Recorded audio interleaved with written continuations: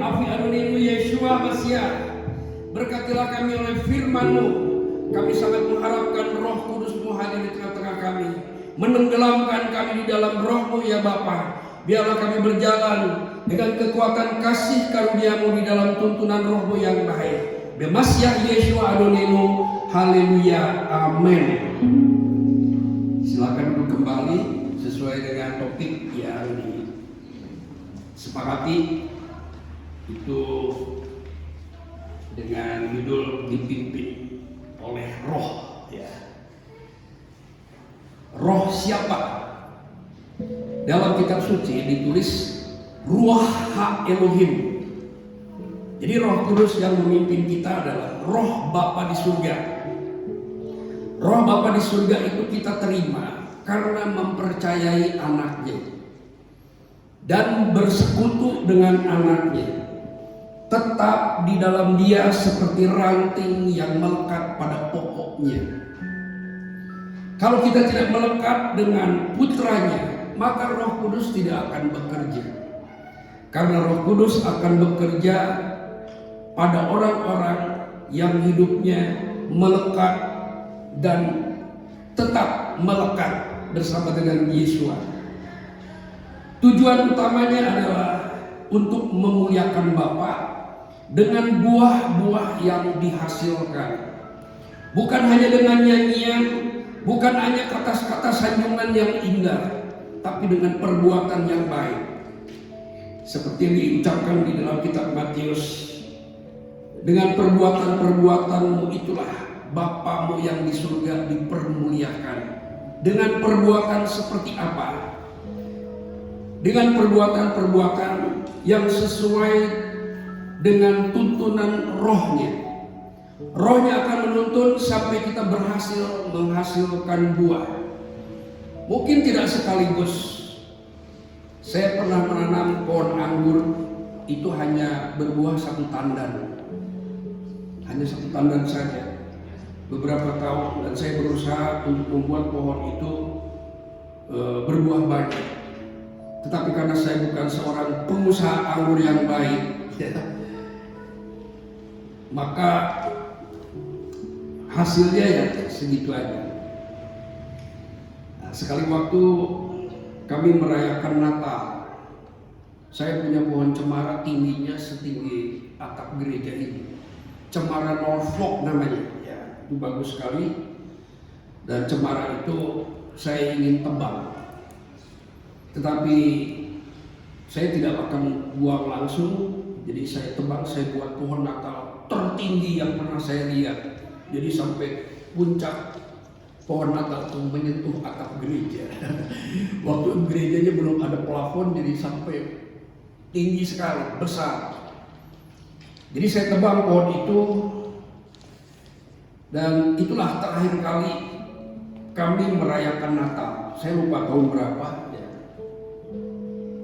Kami sudah tahu lama, sejak tahun 82 kami sudah tahu bagaimana kelahiran Yesus itu dirayakan dengan cara kitab suci. Tapi kami tidak pernah mempersoalkan terlalu lebar, cukup di dalam hati saja, tapi pelan-pelan.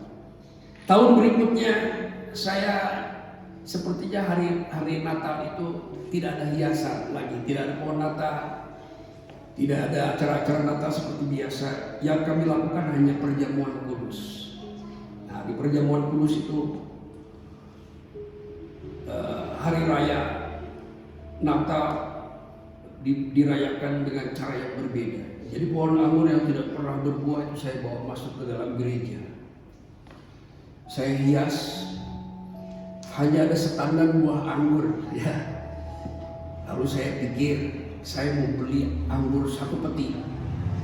Jadi saya gantungin buah-buah anggur itu. Dan pada waktu acara dimulai, tidak ada seorang pun di gereja itu yang tahu bahwa itu anggur asli. Mereka pikir itu adalah hiasan. Karena anggurnya bagus, saya pilih yang bagus, yang segar. Jadi kelihatan dari jauh seperti plastik. Selesai ibadah, kita bersalaman dan pulang. Ada beberapa orang yang menyentuh buah itu. Setelah mereka tahu bahwa itu buah yang asli, maka mereka ramai-ramai memetik buahnya. Dan sambil pulang mereka makan anggur. Anggurnya banyak sekali ya.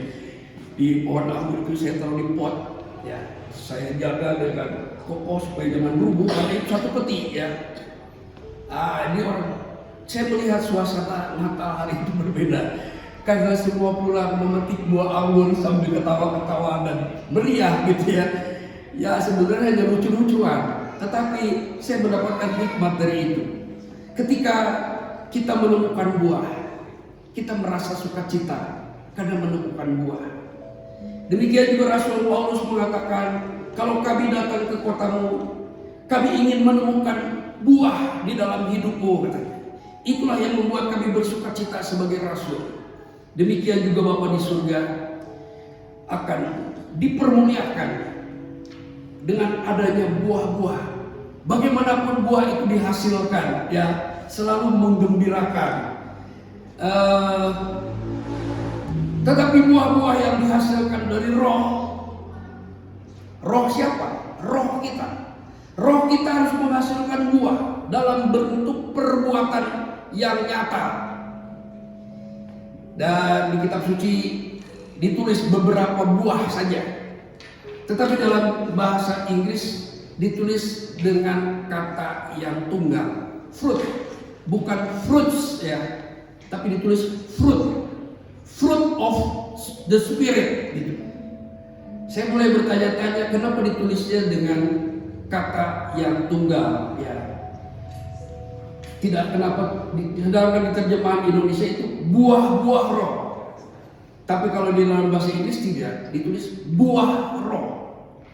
Jadi satu kesatuan ya. Jadi buah-buah itu menjadi sebuah kesatuan. Seperti di dalam buah tin atau buah ara. Itu kalau buah ara sudah matang dan pecah, maka di dalam itu ada rongga, kita bisa lihat banyak sekali buah di dalam, kecil-kecil. Buah sejatinya adalah itu katanya, yang kelihatan di dalam, ya di dalam buah ara itu. Jadi kalau saya sebelum memetik buah ara, saya suka lihat seperti apa fenomena yang ada di dalam buah ara. Karena buah ara kalau matang dia merekah dan berbentuk bintang seperti bintang daun gitu. Kalau kita lihat dalam pakai kaca pembesar, itu buah-buah banyak sekali di dalam. Dan menurut penelitian, buah yang sejati adalah buah yang di dalam itu katanya. Nah, buah roh, bagaimana roh kita bisa menghasilkan buah-buah yang mempermuliakan Bapa di surga? Kita telah belajar tentang Bapa. Bapa kita bernama Yod-He-Waw-He. Terserah bagaimana melafalkannya sesuai dengan dialek tiap vernakular ya, bahasa daerahnya. Tapi tulisannya adalah hanya 4 saja, Yod-He-Waw-He. Di dalam kitab suci Ulangan 4 ayat 39, Yod-He-Waw-He adalah Ha Elohim, ditulisnya begitu. Saya lebih suka menggunakan istilah yang ada di dalam kitab suci. Tidak pernah saya nyontek di YouTube, tidak pernah. Saya tidak pernah nyontek literatur yang lain, hanya dalam kitab suci. Kitab suci mengatakan Yod-He-Waw-He adalah Ha Elohim. Terserah orang mau menerima atau tidak, itu terserah ya. Orang punya hak untuk menolak.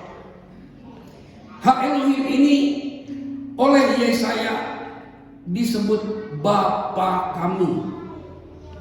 Jadi Bapa kami itu Yesaya yang menulis ya. Afinu, engkaulah Bapa kami. Jadi Ha Elohim itu disebut Bapa kami. Di dalam perjanjian baru disebut Ha Elohim Afinu. Dan menurut Roh Kudus adalah Aba Afinu. Ya, nanti ada ayatnya.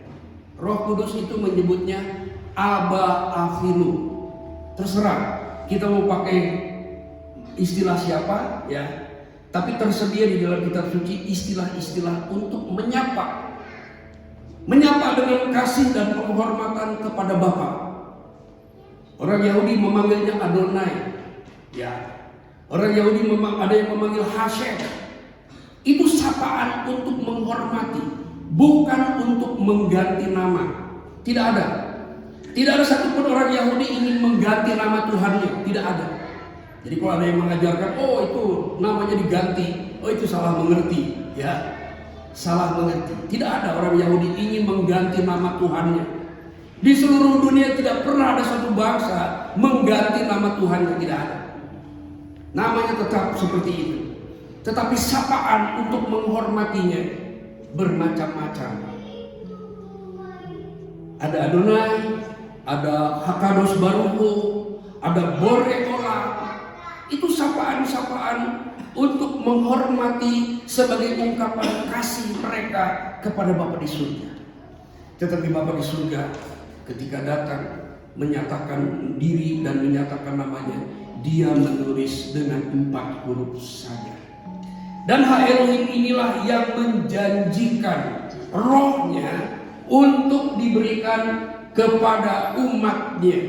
Kita lihat di dalam Yeskiel pasal, Yesua mengatakan janji Bapa. Janji Bapa dinyatakan melalui Yehezkiel. Ya, kasih.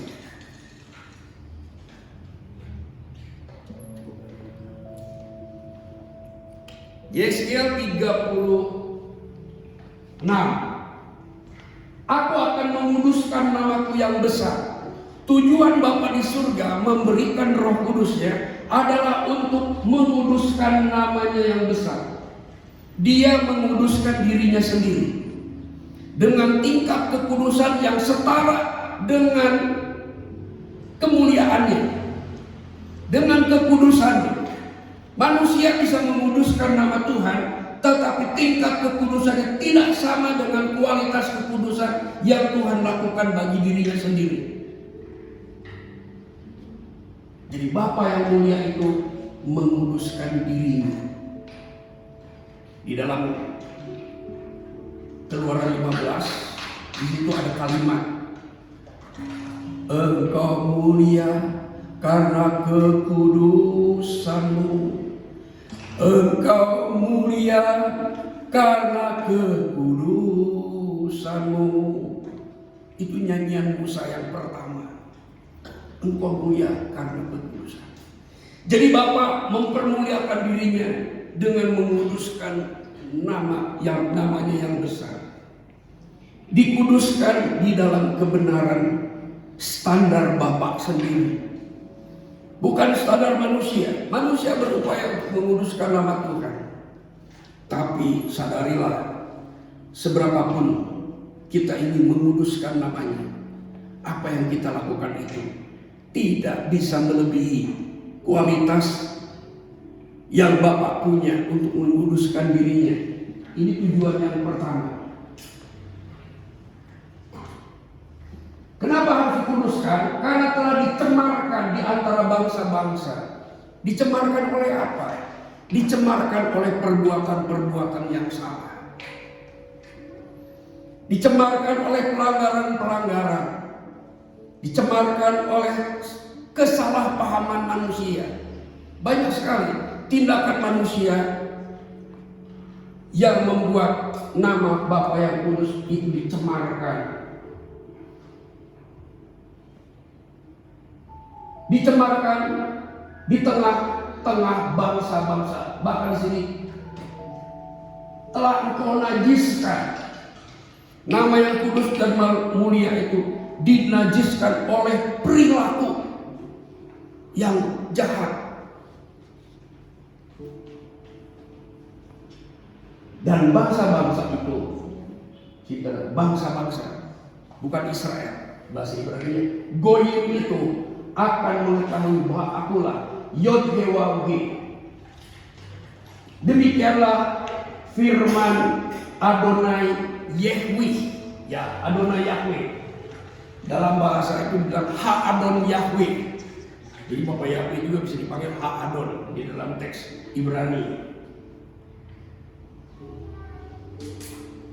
Langkah yang akan dilakukan untuk menguduskan namanya, yang pertama, aku akan mengambilmu dari antara bangsa-bangsa.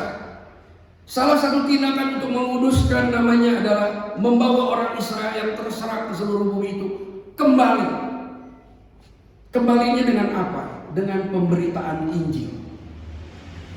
Pertama, Injil diberitakan kepada orang Yahudi, dan orang Yahudi dipenuhi dengan Roh Kudus. Mereka lahir baru, lalu mereka diutus. Kamu harus jadi saksiku, pergi kepada bangsa-bangsa.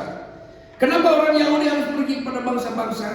Karena Israel yang hilang telah tenggelam di antara bangsa-bangsa. Tenggelam seperti ikan di dalam air dan harus dijala. Dijalanya dengan pemberitaan Injil. Yang pertama melakukan pemberitaan Injil itu orang Yahudi, bukan gereja. Yang pertama memberitakan Injil untuk menyelamatkan bangsa-bangsa adalah orang-orang Yahudi yang lahir baru. Orang-orang Yahudi yang lahir baru. Dan mengumpulkan kamu dari semua negeri, membawa kamu kembali ke negerimu. Ini salah satu hak Elohim menguduskan namanya. Dibawa pulang umatnya itu. Karena umatnya yang tahu bagaimana memuliakan namanya yang kudus. Karena bangsa itu pernah diajar ratusan tahun di padang gurun. Ratusan tahun. Mereka tahu sebenarnya bagaimana memuliakan Bapa di surga. Jadi mereka harus pulang. Ada tempat yang Tuhan sudah persiapkan. Di tempat itulah bangsa itu memuliakan Tuhannya. Bukan dalam keadaan terserak. Jadi harus dikembalikan dengan pemberitaan Injil. Aku akan memercikan air yang jernih atasmu. Memercikan air jernih adalah memberikan pengajaran yang murni. Penafsiran Torah yang benar. Menyatakan rahasia-rahasia Elohim dengan kebenaran yang sejati. Dan kamu akan menjadi tahir. Kita ditahirkan oleh kebenaran firman. Sampai kebenaran firman itu diekspresikan dengan mencurahkan darah putranya. Itu adalah ekspresi untuk menyatakan kebenaran yang mentahirkan. Jadi bukan hanya dengan kata-kata, bukan hanya dengan demonstrasi kuasa, tetapi dengan menumpahkan darah. Itu cara Bapa di surga mentahirkan kita.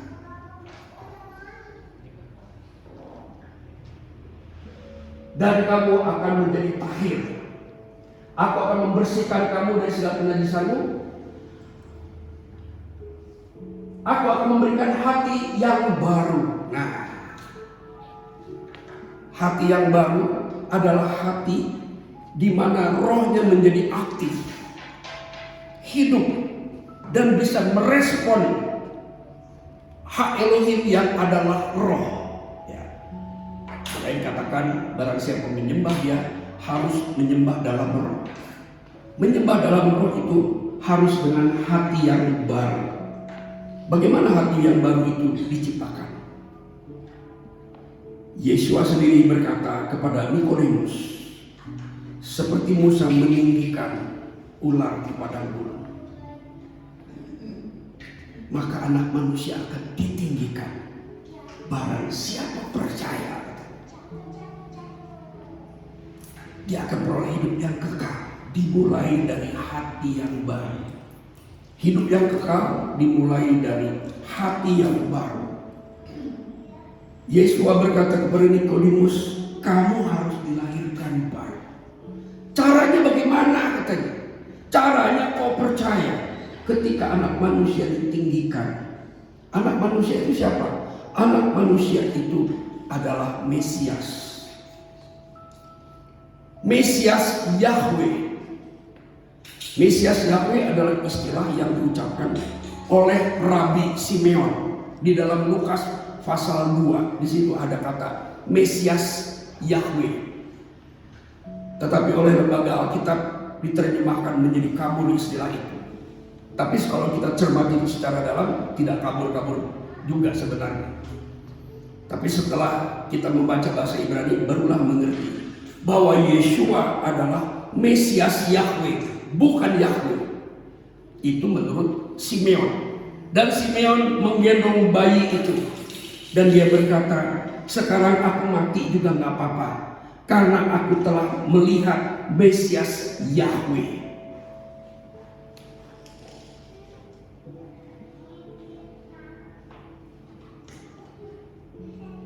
Akan dilepaskan dari sistem berpikir berhala. Jadi berhala itu sudah menjadi sistem berpikir. Ada kecenderungan untuk terlibat dalam berhala itu dimulai dari sistem berpikir. Di dalam Kejadian pasal 6 ayat 5, ya masih ingat itu. Saya baca di dalam versi King James itu ditulis, the imagination of the thoughts of their heart, katanya. Saya kurang pintar bahasa Inggrisnya, jadi bahasanya begitu. Jadi imajinasi pikiran di dalam hati berkecenderungan untuk melakukan kejahatan. Salah satunya adalah penyembahan berhala.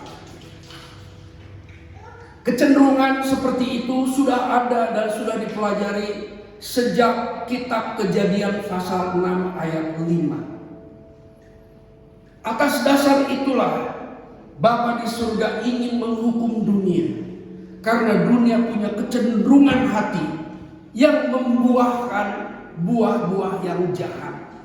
Itu di Kejadian 6, ya, itu sudah ditulis. Jadi tidak pernah menghasilkan buah roh. Berarti sejak kitab Kejadian ditulis, manusia-manusia yang benar merindukan untuk menghasilkan buah roh. Sudah ada, bukan di Perjanjian Baru saja. Buah-buah roh di dalam istilah orang Ibrani disebut peri sedekah.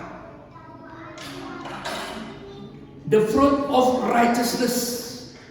Di Indonesia kan agak susah ya. Buah-buah kebajikan, kira-kira begitu ya. Karena kalau buah kebenaran itu kurang akurat.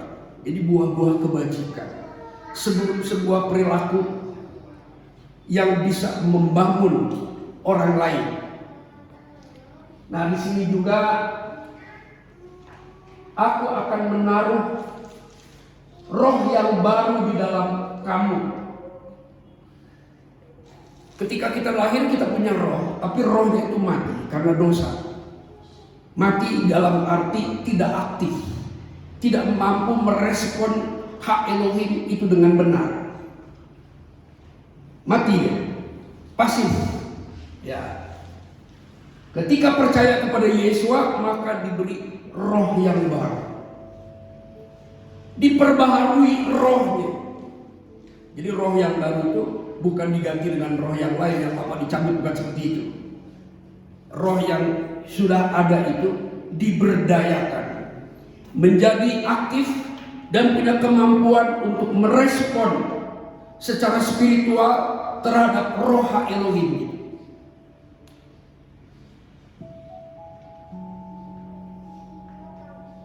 Nah, yang paling menarik, janji Bapa di ayat 27. Aku akan menaruh rohku di dalam kamu. Jadi ada dua roh. Orang yang sudah lahir baru mempunyai dua roh. Yang pertama rohnya yang sudah diperbarui. Yang kedua adalah roh Bapa di surga yang mendampingi kita. Itulah yang disebut baptisan roh. Artinya roh kita ditenggelamkan di dalam roh Elohim. Nah, baptisan dalam bahasa Ibrani itu artinya dicelupkan. Kalau di rumah kita minum teh celup. Nah, celup itu dalam bahasa Ibrani tevilah. Lalu diterjemahkan ke dalam bahasa Yunani menjadi baptiso. Jadi baptiso itu bahasa Ibraninya dicelupkan. Kalau yang dipercik itu namanya rantiso. Sarkas kalau kita tahu ya, bahasa Ibrani dipercik beda, dicelupkan dan dipercik itu beda bahasa Ibrani. Jadi roh Ha Elohim ini akan ditaruh di dalam kita, melingkupi roh kita untuk mempengaruhi roh kita. Kenapa? Karena roh kita sudah bisa menerima putranya. Kalau tidak bisa menerima putranya, roh itu tidak mau bekerja. Untuk apa ngerjain orang yang seperti ini? Lalu apa peranan Roh Kudus terhadap orang-orang yang tidak percaya? Di dalam Injil Yohanes katakan, kalau roh itu datang, dia akan menginsafkan dunia. Hanya menginsafkan, tidak membuat bertobat. Sebelum orang itu mau menyesali, roh itu tidak akan mempengaruhi, hanya menginsafkan. Pertama menginsafkan dosa, yang kedua menginsafkan kebenaran, yang ketiga menginsafkan penghakiman. Artinya orang-orang yang tidak percaya pun akan diinsafkan tentang adanya penghakiman, tentang adanya kebenaran, tentang adanya dosa. Hanya diinsafkan, tapi tidak diselamatkan. Tapi ketika orang itu berbalik dan mau menerima Yesua sebagai kebenaran yang ditawarkan oleh Bapa, maka saat itulah keinsafan berubah menjadi pertobatan. Dan pertobatan itu sifatnya progresif, tidak statis, terus berkembang. Termasuk dengan pengetahuannya harus berkembang. Tetapi banyak orang yang tidak mau, tidak siap untuk menerima perkembangan. Ini yang paling banyak. Ketika mendengarkan sesuatu yang baru, dia tidak bisa siap untuk menerimanya. Kok beda ya dengan saya? Kok beda ya dengan guru saya? Itu ciri orang yang tidak siap. Padahal Roh Kudus itu ingin membawa kita kepada seluruh kebenaran.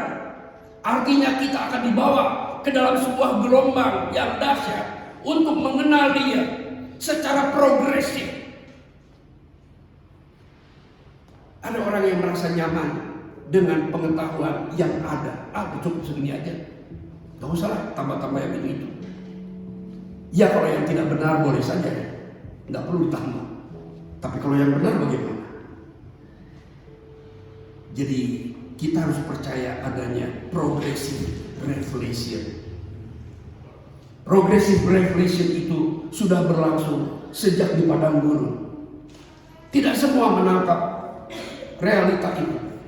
Progressive revelation itu hanya bisa ditangkap oleh orang-orang yang takut akan Tuhan. Selama 40 tahun di padang gurun, yang menangkap progressive revelation itu cuma 2 orang. Namanya Yehosua dan satu lagi namanya Kaleb. Yehosua itu keturunan dari Rahel, Kaleb itu keturunan dari Esau. Dan Kaleb menjadi pemimpin Yehuda. Dia menjadi kepala di dalam kalangan orang Yehuda. Kenapa? Kaleb memiliki kekuatan, hikmat, dan segala sesuatu yang setara dengan Yosua. Karena yang sampai di Kanaan itu hanya Yosua dan Kaleb. Yang hidupnya menghasilkan buah-buah yang dikehendaki oleh Bapa di sepanjang perjalanan padang gurun hanya 2 orang. Saya nggak tahu berapa juta orang yang keluar dari Mesir, tapi yang sampai di Kanaan hanya 2. Ini gambaran orang-orang yang menghasilkan buah. Yang pertama Yosua. Yosua jelas dia adalah keturunan dari Rahel, dari istri yang sangat dicintai oleh Yakub. Tapi Kaleb ini orang luar, tapi memiliki perspektif, memiliki kebenaran yang sama dengan Yosua. 2 orang ini orang-orang yang mencintai Torah. 2 orang ini yang sama-sama mencintai Elohim,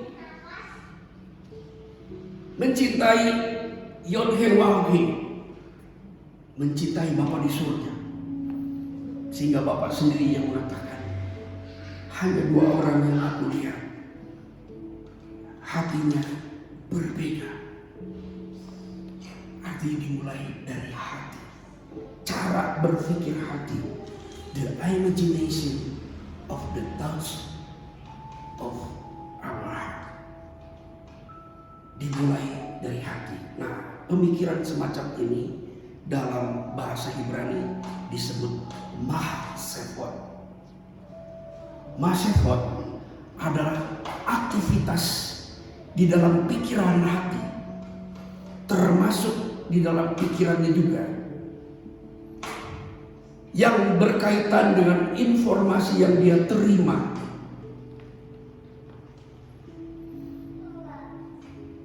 Lalu diolah, ditata ulang.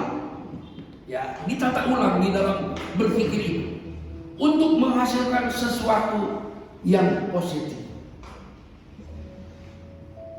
Untuk menghasilkan sesuatu yang bermanfaat dalam hidupnya.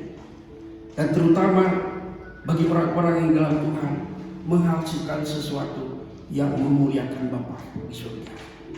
Seperti yang dahulu sudah disampaikan, dengan buah-buah itu Bapakku yang di surga akan dipermuliakan. Sekarang ini banyak orang yang sibuk. Hanya bagaimana cara menyebut namanya. Itu mah kelas elementari, saudara. Sibuk. Dan kelas elementari itu sibuk diperdebatkan. Padahal tujuannya bukan cuma itu. Kalau cuma hanya sekedar melafalkannya saja, Firaun juga sudah bisa sejak 2000 tahun, 5000 tahun yang lalu. Kita harus siap menghadapi dan berani dibawa masuk ke dalam level berikut, next level. Di dalam kitab Ibrani pasal 6, di situ ada ajakan, marilah kita tinggalkan asas-asas pertama dan beralih kepada yang lebih sempurna. Hati-hati kita juga jangan diseret atau dicengkeram pada level-level di mana kita hanya berputar-putar saja di situ. Tanpa kita sadari, kita seperti mengembara dalam dunia pengetahuan yang sebenarnya sudah ada ratusan tahun. Kenapa kita harus bicarakan seperti ini? Karena kitab suci berkata, apa yang tidak pernah didengar, apa yang tidak bisa dilihat, apa yang tidak pernah timbul dari dalam hati, itu yang disediakan oleh Bapa bagi mereka yang mengasihi Dia. Ada sesuatu yang baru setiap hari. Saya senang ya ketika membaca teks-teks kitab suci ini. Ada sesuatu yang baru yang membuat saya terperangah, yang membuat saya seperti tertiup. Tapi jangan merasa bangga apabila kita mendapatkan semuanya itu. Karena Paulus berkata, pengetahuan itu membuat orang menjadi sombong, tapi kasih itu membangun. Ada ayat seperti itu. Pengetahuan itu membuat orang sombong. Dalam teks Inggris ditulis puff up, cuma melembung doang. Tetapi kasih itu membangun. Lalu tujuan hasil yang diinginkan dari Bapa memberikan roh itu kepada kita,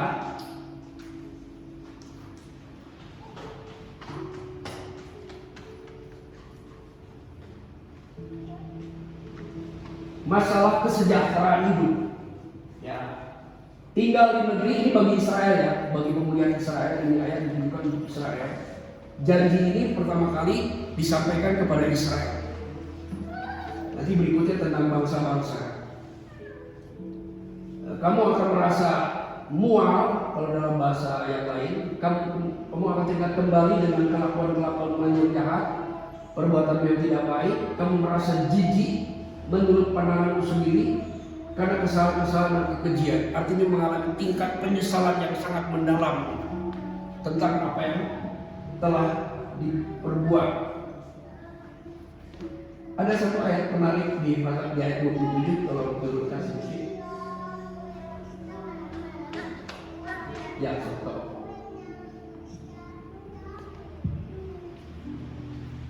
Di sini tidak ditemukan ya, kalau di dalam bahasa diterjemah ada bahwa orang-orang Israel, coba ayat berikutnya, karena ini ditujukan untuk orang Israel ya.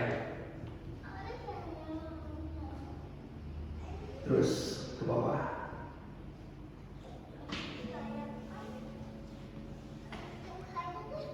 Oh, ini Yohanes ya. Kalau Yesaya ayat 36 ya. Oh, ada satu ayat bahwa Israel akan mematuhi ketetapan-ketetapan. Ya. Mungkin saya kurang menulis atau menambah ya. Nanti lain kali. Jadi ini janji tentang Roh Kudus itu pertama kali ditujukan kepada Israel, bukan kepada gereja. Nah, sekarang kita lihat berikutnya bagi bangsa-bangsa di ya. Terus ke bawah. Ya. Nah, janji Bapa bagi keselamatan bangsa-bangsa. Artinya untuk non-Israel. Nah, ini untuk kita ya yang bukan orang Israel. Di Yesaya 14 ayat 1 bahwa Bapa di surga akan menaruh rahmat atau berbelas kasihan kepada Yakub yang sudah melakukan pelanggaran, akan dipulihkan dan akan memilih Israel, mengembalikan mereka ke negeri mereka. Dan ini orang-orang asing ya, artinya dalam bahasa Ibrani disebut Ben Hanekar ya, Ben Hanekar. Orang-orang asing akan bergabung dengan mereka, akan menyatu pada kaum Yakub. Nah, ini yang sedang terjadi ya. Mengapa ada gerakan Mesianik, ada gerakan akar Ibrani, ada juga gerakan Sacred Namer. Kalau Sacred Namer itu mengutamakan pengajaran tentang nama gitu. Ini namanya yang dibahas. Nah, pergerakan-pergerakan ini sedang terjadi di seluruh dunia, termasuk di Israel. Kenapa? Karena nubuatan ini sedang terjadi. Orang asing akan bergabung di dalam pemahaman yang sama, di dalam iman yang sama, di dalam kasih yang sama. Tidak ada lagi sentimen kebencian terhadap Yahudi, itu akan hilang. Tidak akan ada lagi. Ya, pertikaian dogmatika itu akan lenyap. Di sini dikatakan mereka orang asing itu akan menyatu pada kaum Yakub. Ini yang sedang terjadi. Dalam pengetahuan saya terjadi dalam 20 tahun ini. Dan saya memahami bagaimana Roh Tuhan menuntun untuk masuk ke dalam penyatuan pada kaum Yakub ini. Ini nubuatan dari Yesaya.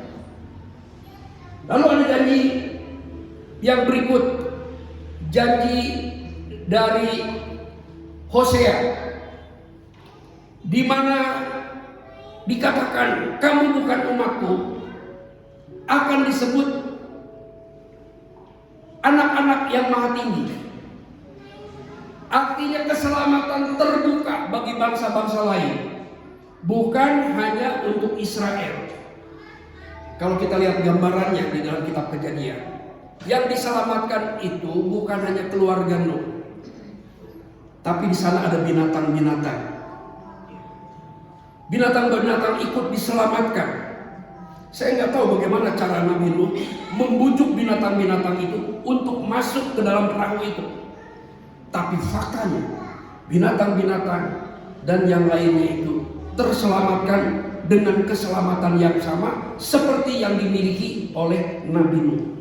Itu gambaran masa lalu mengenai masa depan. Bukan diartikan bahwa kita adalah binatang-binatang, bukannya. Binatang ini berbicara tentang orang-orang yang tidak pernah terlibat perjanjian pertama. Itu gambaran binatang itu. artinya menjadi yang kedua. Nah, lalu nah di sini di ayat yang ke-10, dan akan terjadi di tempat yang dikatakan kepada mereka, kamu bukan umatku. Kamu bukan umatku ini siapa? Ada yang tahu? Tuh. Jadi ada satu bangsa oleh Bapa Yahweh disebut kamu bukan umatku lagi. Artinya pernah jadi umat. Inilah yang disebut oleh Yesua Israel yang hilang. Jadi Israel yang hilang itu adalah keturunan Rahel, ya, yang ada di utara. Yang pertama dipimpin oleh Yerobeam, kemudian melakukan kejahatan-kejahatan yang dilakukan oleh Yerobeam, dan kemudian bangsa itu menjadi hilang. Orang Yahudi tidak pernah hilang. Orang Yahudi cuma sakit, tidak pernah hilang. Karena orang Yahudi tetap eksis di Yerusalem, eksis di Babilonia, pulang dari Babilonia sampai sekarang masih ada. Tapi ada beberapa suku yang hilang. Ini dianggap bukan umat pada zaman Hosea. Dalam bahasa Ibrani disebut Lo Ami. Lo Ami itu artinya bukan umat, artinya menjadi hilang karena pelanggaran-pelanggaran yang tidak terpulihkan. Elia berusaha untuk memulihkan mereka, tapi kenyataannya tidak berhasil. Mereka menjadi hilang dan tenggelam dan terserap di bangsa-bangsa. Itu disebut Lo Ami, bukan umatku. Nah, orang-orang yang bukan umat ini kemudian dikatakan kepada mereka anak-anak dari Elohim yang hidup. Benai El-Hai, bahasa Ibraninya ya. Benai El-Hai artinya orang-orang yang diselamatkan oleh berita Injil. Itu campuran ya. Ada bangsa Israel, ada juga bangsa-bangsa lain yang merespon menerima berita Injil. Sehingga ketika percaya disebut Benai El-Hai atau anak-anak dari Elohim yang hidup. Berikutnya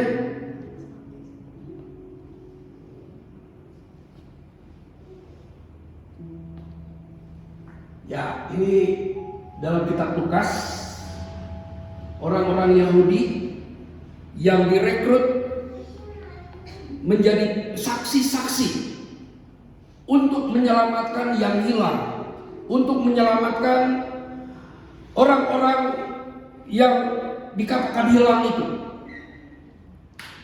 Contoh, Cornelius. Cornelius itu orang Italia, seorang perwira yang membawai sebuah pasukan elit. Dia bukan umat, tapi dia mencintai Tuhannya orang Israel.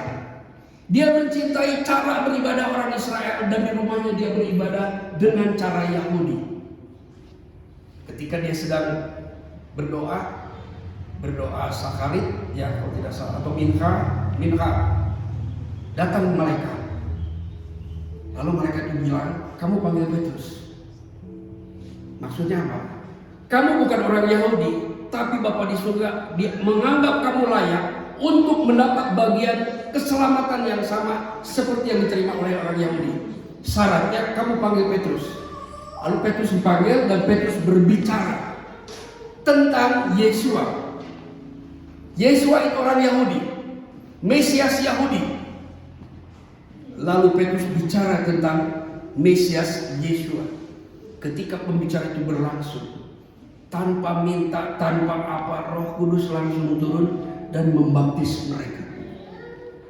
Artinya, roh yang diberikan kepada orang Yahudi yang lahir baru itu didapatkan juga oleh orang Italia. Itu salah satu contoh yang ditulis dengan jelas, dengan rinci, ya, di dalam kitab Kisah Para Rasul. Nah, di sini kita menemukan bahwa keselamatan itu pertama ditawarkan kepada orang Israel melalui Nabi Yesaya.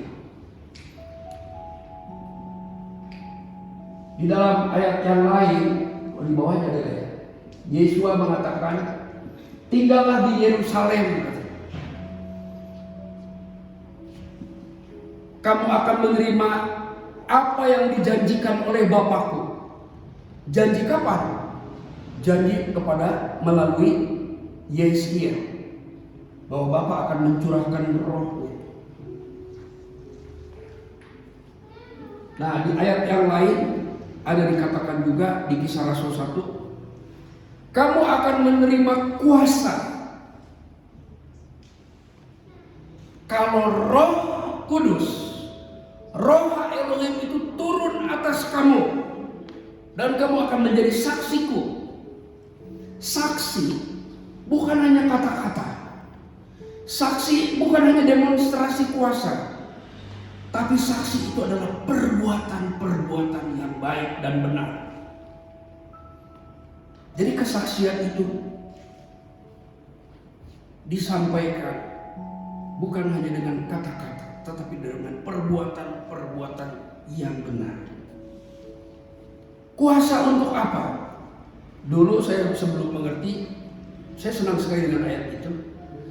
Kuasa itu, kalau Roh Kudus turun, maka kita akan menerima kuasa. Kuasa itu akan kita pakai untuk mengusir setan. Wah, senang banget ya. Saya sering banget mengusir setan. Sering. Kalau kita layani pelepasan, itu orang sampai terbanting-banting 1 jam mengelilingi ruangan. Dan saya cuma lihat bagaimana orang ini dibanting-banting sampai terlepas.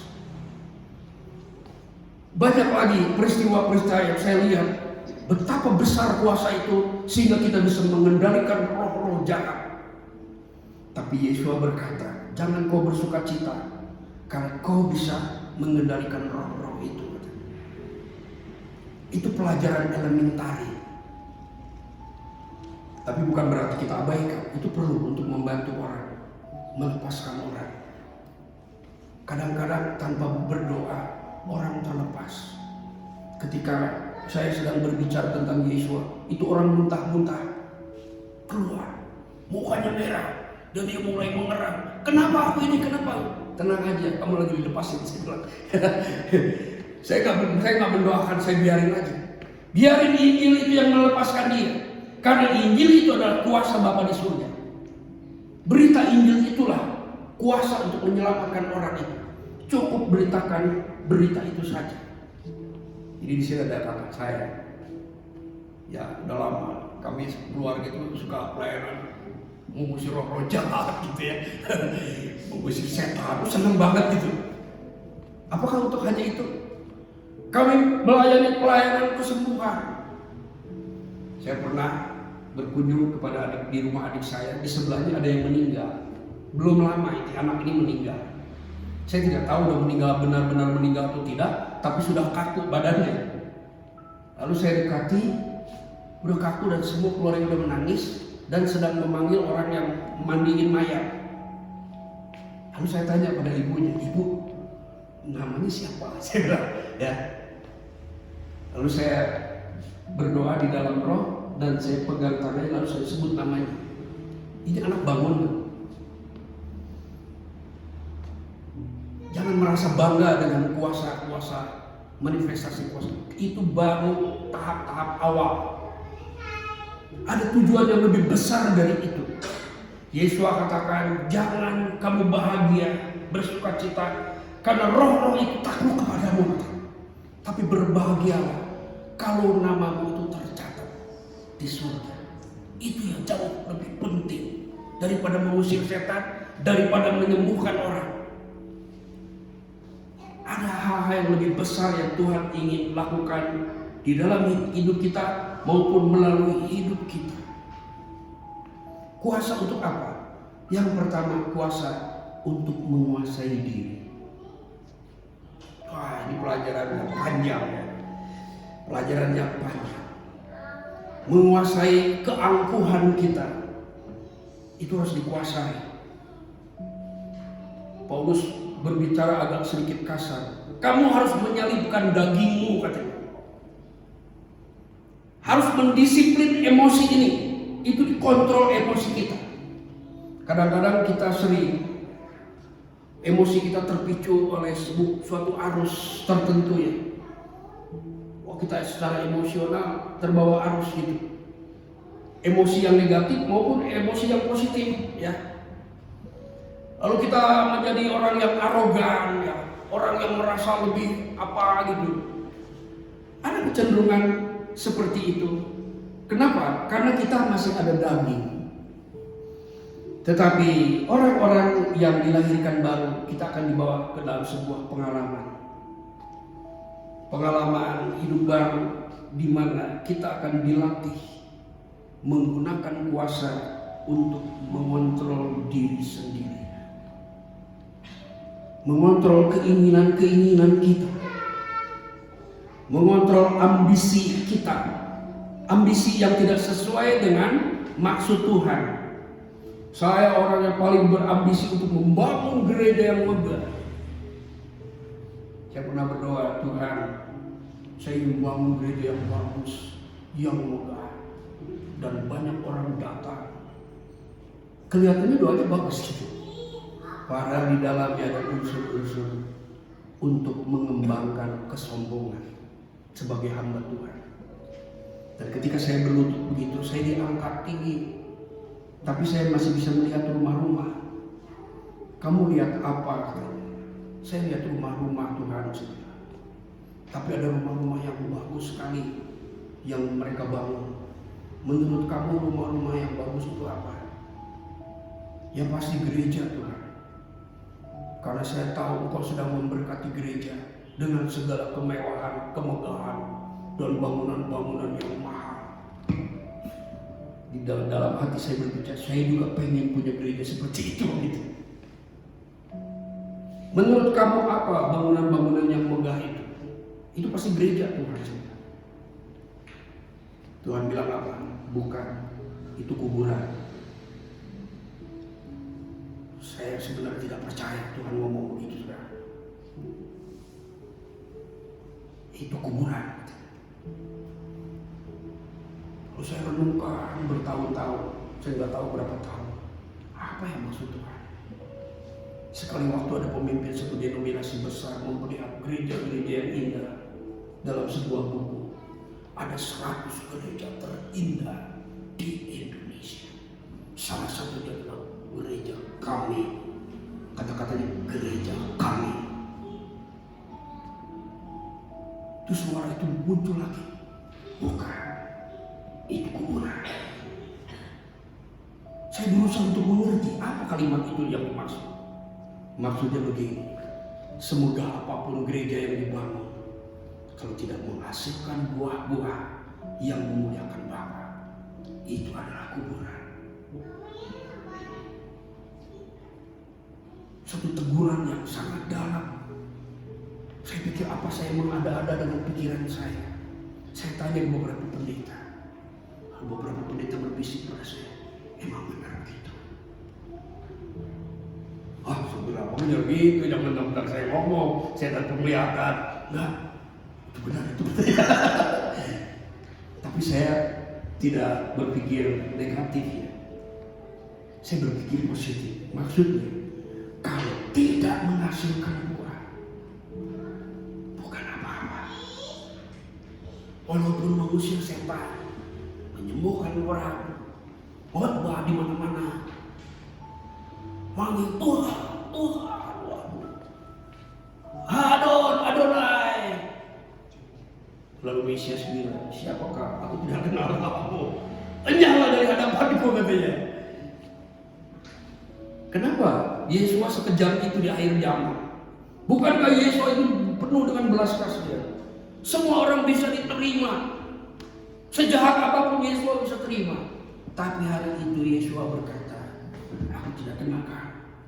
Enyahlah dari hadapanku. Aku tidak punya urusan lagi sama kamu. Nah, jadi menghasilkan buah itu adalah hidup yang harus dipimpin oleh Roh. Nah, saya punya menggambar ya, tadi di mobil membuat gambar, mengedit sebuah gambar. Saya nyontek dari Google, lalu saya tambah beberapa artikel ya, sedikit saja. Nah, ini gambar seperti ini. Itu ada yang kuning, ada yang putih, lingkaran putih, ada yang berwarna-warna, dan di luarnya itu ada hitam. Yang di tengah itu roh. Nah, ketika kita lahir baru, ya karena percaya kepada Yesua. Jadi lahir baru itu bukan teriak-teriak nama Bapa, bukan. Lahir baru itu karena percaya kepada nama Mesias Yesua. Lahir baru itu percaya kepada Yesus. Maka kita diberikan roh yang baru. Kenapa roh yang baru? Karena roh kita yang rusak itu diperbaharui. Bahkan ada istilah yang lebih tepat itu diciptakan baru rohnya. Nah, setelah diciptakan baru, maka Roh Kudus datang melingkupi roh kita, memberikan informasi yang relevan dengan kerajaan Bapa. Apa yang Yesua katakan, roh itu akan mengatakannya. Roh itu akan bersaksi tentang siapa Yesua, sehingga roh kita benar-benar mengenal Yesua dengan benar. Itu proses kita mendapatkan roh hikmat dan wahyu untuk mengenal Dia dengan benar itu di dalam roh kita. Kita tidak perlu roh orang lain. Tuhan akan pakai roh kita untuk mengenal Dia dengan benar. Roh kita, seperti Yesus katakan, dari dalam hati akan keluar aliran-aliran air hidup. Bukan dari YouTube, dari dalam hati kita sendiri. Lalu YouTube untuk apa? YouTube hanya untuk perbandingan saja, untuk referensi. Sudah sejauh mana orang mengenal, sudah sejauh mana orang memahami rahasia-rahasia Tuhan. Bagian-bagian yang buruk kita harus abaikan. Kalaupun ada yang kelihatannya benar, kita harus uji. Uji dengan apa? Dengan pengetahuan roh yang ada di dalam kita sendiri. Karena Yesus katakan, dari dalam hatimu akan mengalir mayim khayim. Mayim khayim itu air yang keluar langsung dari sumbernya. Ya. Jadi keluar dari mata air langsung, itu yang disebut air hidup. Bukan yang sudah terkotori setelah melewati. Kita harus jaga, hati-hati. Banyak orang yang terjebak, sehingga persekutuannya dengan YouTube, bukan dengan roh Elohim. Roh Elohim ingin bersekutu dengan roh kita. Dia punya rencana untuk Israel dan punya rencana untuk kita yang bukan Israel juga, dengan cara yang sama, walaupun kondisinya berbeda-beda. Nah, saya hanya membuat gambaran saja, ya ini hanya editan biasa ya. Tapi realitanya pasti lebih bagus dari ini. Lebih baik dari apa yang bisa saya gambarkan, lebih mulia dari apa yang saya bisa tayangkan ya. Nah, roh itu berinteraksi dengan jiwa. Di dalam jiwa ada pikiran, ada perasaan dan kehendak.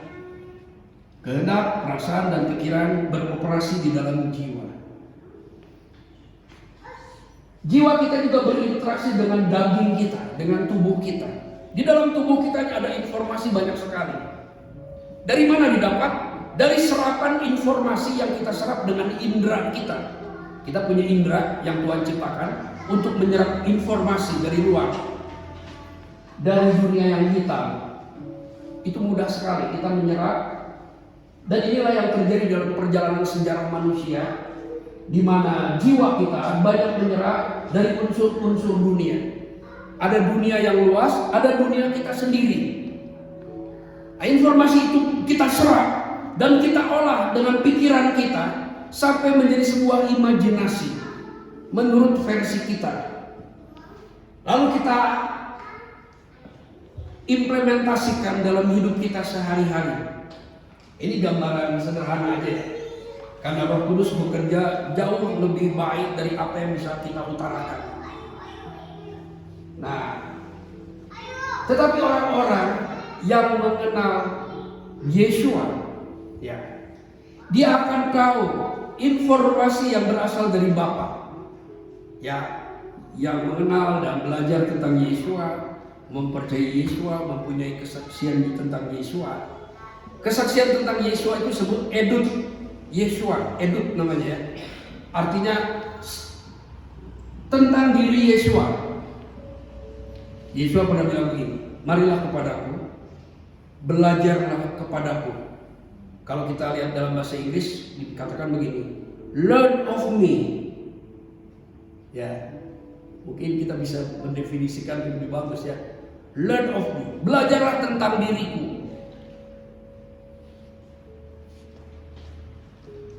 Nah, Roh Kudus akan membantu kita untuk memahami tentang Yesua. Bagaimana mengikut Yesua, bagaimana mematuhi Yesua, bagaimana tentang kepribadian Yesua sebagai putra Allah Elohim yang akan menjadi prototipe, menjadi contoh teladan kita. Roh Kudus akan membantu setahap demi setahap. Prosesnya panjang, kita tidak terburu-buru. Karena dipimpin oleh Roh Kudus itu bukan perjalanan terburu-buru, tidak. Roh Kudus bukan roh yang tergesa-gesa. Roh Kudus bekerja tepat seperti apa yang diinginkannya. Kita tidak perlu mendahului Roh Kudus. Kita tidak perlu emosional mendengarkan informasi atau pengajaran. Santai saja, ya, santai saja. Tidak perlu tergesa-gesa. Oh, saya mau bikin begini. Belum tentu ya. Karena Roh Tuhan bekerja di dalam Yohanes katakan seperti angin, tidak tahu kemana pergerakannya. Tapi pasti semua yang sudah dibeli oleh darah Yesua. Jadi Bapa di surga membeli kita dengan darah putranya untuk menjadi miliknya. Dan miliknya itu akan dituntun oleh rohnya. Tuntunan ada dua. Ada tuntunan secara komunal, ya. Ada tuntunan secara individual. Tapi itu selalu tidak bertentangan. Dan Roh Kudus adalah roh yang ahli bagaimana, karena Elohim adalah gembala yang baik, maka rohnya juga akan tahu bagaimana menggembalakan miliknya. Jadi kita tidak perlu terburu-buru, tidak perlu terburu-buru membangun sebuah gereja, membangun sebuah komunitas. Tidak perlu terburu-buru untuk mewujudkan apa yang kita inginkan. Karena semua yang menjadi miliknya akan menjadi seperti yang diinginkannya. Nah, Roh Kudus ini menuntun kita. Nah, jiwa kita di sini seperti bandul. Kadang-kadang ke daging, kadang-kadang ikut roh, kadang-kadang ikut ke daging. Dan itu normal, ya. Kita jangan merasa bersalah karena jiwa memang seperti itu. Roh itu menurut, daging itu lemah, katanya. Kenapa? Ya itu karena itu jiwa itu. Kita lihat dalam perjalanan Israel. Israel itu kadang-kadang ke kiri, kadang-kadang ke kanan. Makanya waktu dikasih kepada Yosua katanya, renungkanlah Torah itu siang dan malam. Jalan yang lurus, jangan menyimpang ke kiri, jangan menyimpang ke kanan. Karena memang manusia berdaging bisa seperti itu, bisa ke kanan, bisa ke kiri. Dan bagi Roh Kudus tidak menimbulkan kesulitan. Roh Tuhan tahu menghadapi hal seperti itu. Dan itu memang keadaan manusia seperti itu, karena masih berdaging. Beda dengan malaikat. Malaikat itu tidak pernah ke kiri dan ke kanan, ya.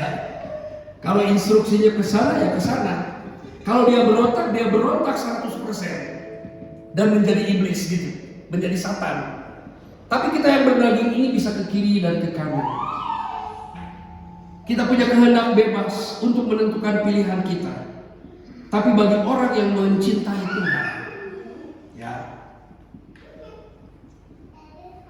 seperti seorang suami, ya, malah istri, nggak tahu ya. Kalau suami sih saya pernah jadi suami.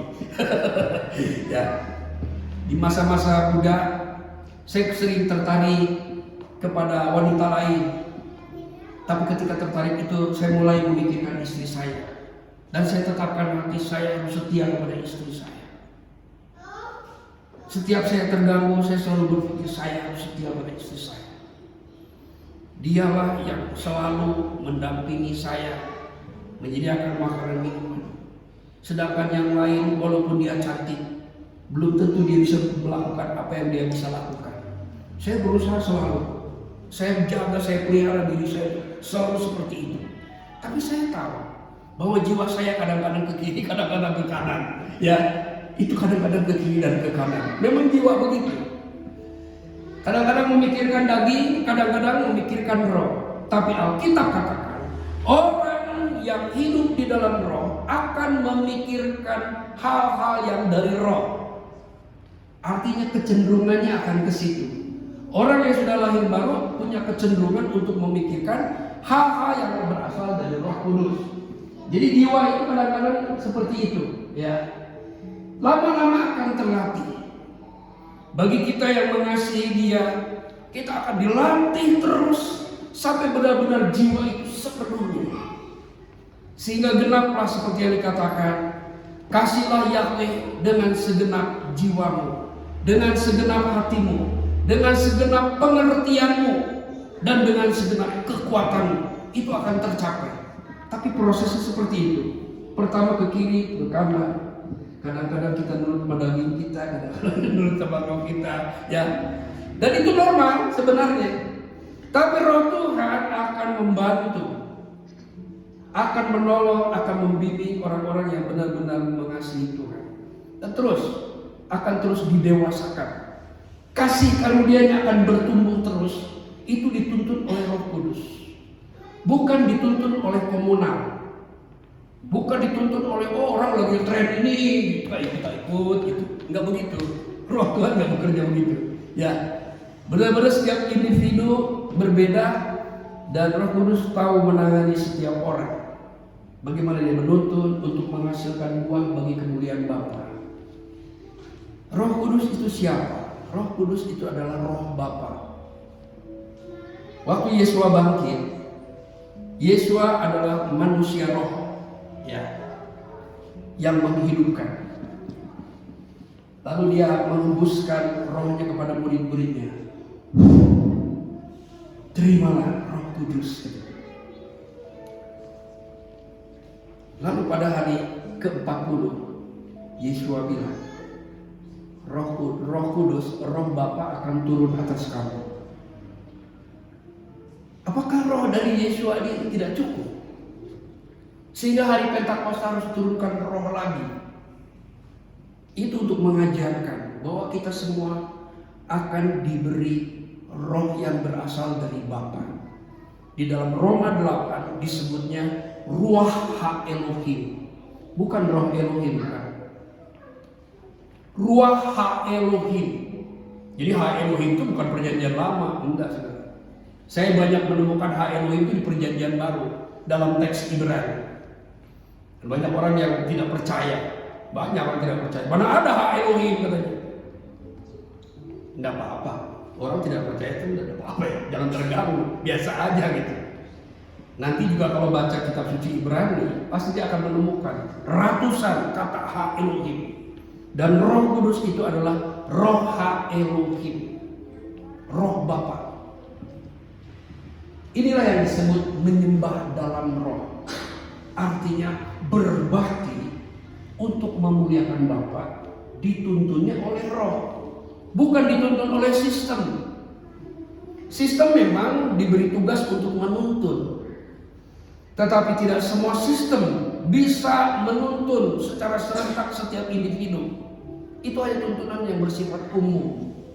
Tetapi yang bersifat pribadi, roh itu sendiri. Entah kita berkumpul, entah kita terpencar karena pandemi. Waktu di tempat pelayanan saya, semua sudah tidak bisa datang ke gereja. Saya tenang aja. Karena Roh Tuhan akan menuntun mereka, walaupun mereka sendiri-sendiri di rumah.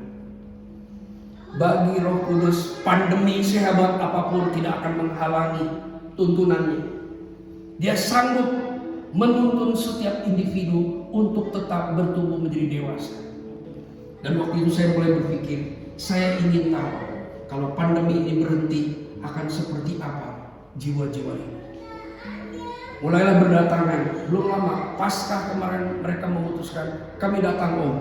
Itu pada hari Paskah. Serentak datang, kami makan Paskah. Wah, saya senang sekali ya. Saya nggak pernah suruh mereka datang, saya biarkan. Sekali waktu Roh Tuhan akan tuntun mereka kembali berkumpul. Saya lebih percaya kepada tuntunan Roh Kudus daripada kepada tuntunan sistem. Sistem bisa menuntun mengalami rintangan-rintangan. Bukan berarti sistem tidak perlu. Sistem perlu, organisasi perlu. Karena mereka merumuskan bagaimana menjalani kehidupan iman bersama. Tetapi ada tingkatan-tingkatan di mana Roh Tuhan langsung menuntun kita secara individual. Dan ini bekerja bukan hanya untuk kita, untuk Israel juga. Mereka masih dituntun sampai sekarang.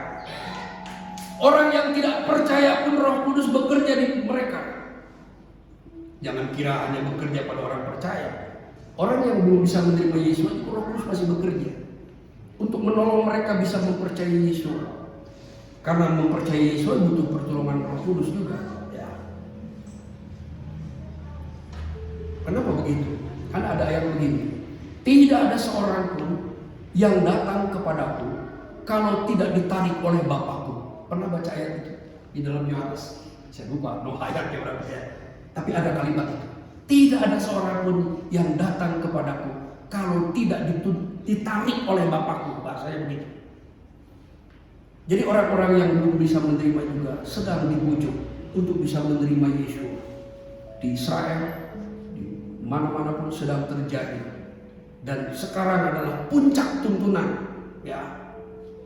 Seperti waktu Lot mau keluar, keluarganya mau keluar dari Sodom itu. Pertama mereka jalannya berlambat-lambat.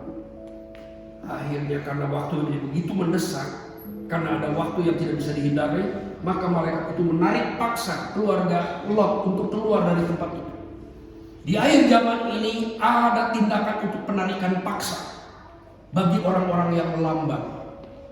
Saya nggak tahu bentuk pemaksaannya seperti apa, tapi akan ada penarikan paksa penyelamatan.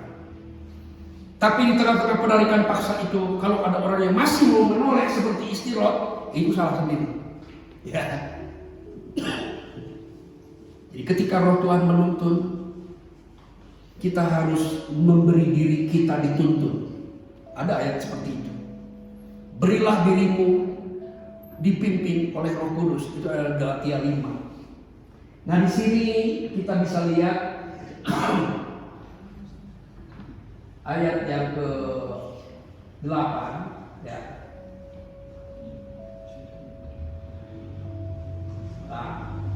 Ayat 6. Pola pikir daging adalah kematian, tapi pola pikir roh adalah kehidupan dan damai sejahtera.